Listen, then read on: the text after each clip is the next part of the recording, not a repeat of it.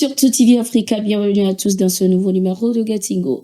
Lors de sa visite au Burkina Faso, l'activiste Kémi Séba a envoyé un message à la Russie. Il a laissé entendre que la Russie sera combattue jusqu'au bout si elle se comportait comme les pays européens colonisateurs. Pour l'activiste, la Russie ne devrait en aucun cas être considérée comme le messie de l'Afrique, même si l'apport de la Fédération de la Russie dans la lutte contre l'impérialisme et le néocolonialisme a été considérable.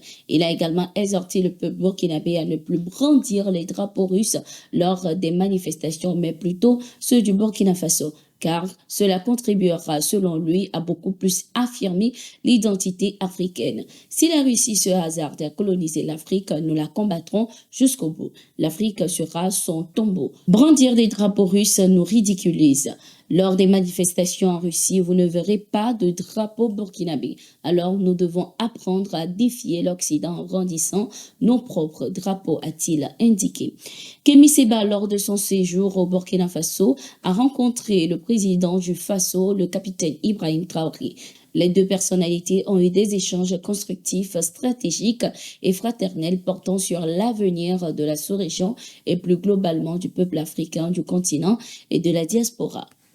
La France va réduire le nombre de ses soldats dans les pays africains, notamment au Sénégal, au Tchad, en Côte d'Ivoire, au Gabon. Paris prévoit d'abaisser ses forces dans les bases militaires selon le plan envisagé par l'exécutif actuellement discuté avec les partenaires africains. Selon les informations de deux sources proches de l'exécutif et une source militaire, la France ne gardera en principe qu'une centaine de militaires au Gabon, une centaine au Sénégal, une centaine en Côte d'Ivoire et environ 300 au Tchad. Notons que le président français Emmanuel Macron a missionné en février l'ancien ministre Jean-Marie Bockel pour échanger avec les partenaires africains sur les nouvelles modalités de la présence militaire française sur leur sol. Jean-Marie Bockel devra rendre à l'Élysée ses recommandations en juillet 2024. La France compte actuellement un millier de militaires au Tchad qui accueillent le commandement des forces françaises au Sahel. Mais cette mission disparaît de fait avec le départ des troupes françaises du Mali, du Burkina Faso et du Niger. Pour l'heure, au Sénégal, la France dispose de 350 militaires.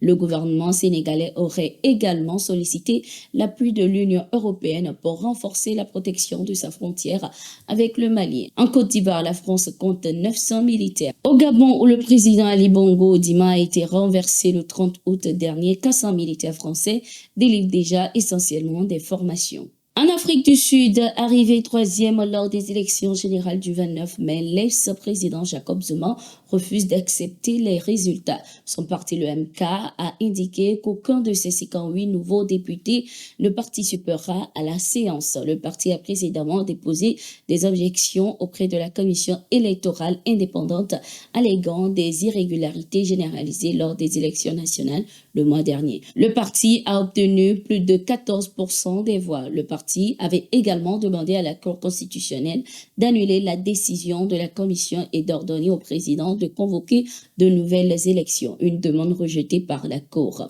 Malgré sa perte d'influence, notons que l'ANC a de son côté réussi à former un gouvernement de coalition qui a réélu ce 14 juin Cyril Ramaphosa à la tête du pays pour un second mandat.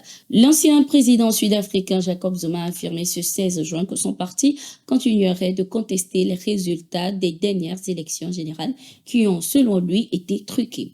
Il a indiqué également, je cite, « Le moment venu, nous appellerons notre peuple à manifester pacifiquement son mécontentement face à ces injustices dans la rue, devant les tribunaux et même au Parlement jusqu'à ce que nos doléances soient prises en compte. » Fin de citation. Notons que le MK a boycotté la première séance parlementaire du pays au cours de laquelle Cyril Ramaphosa a été réélu. Lors des opérations de reconquête du territoire nigérien, les forces armées ont récupéré un système anti-drone à Selsan et à Zavar des mains des terroristes. 57 de ces assaillants ont été arrêtés et diverses armes et munitions ont été également saisies. Selon le commandant de la force Ibrahim Ali, cette saisie s'inscrit dans le cadre de la poursuite d'une offensive et qui vise à éliminer les restes des insurgés hibernants sur les rives du lac Tchad. C'est la fin de cette édition. Merci d'être resté avec nous. Nous sommes en continu sur nos différentes plateformes et sur notre site d'information, le www.toutafrica.com.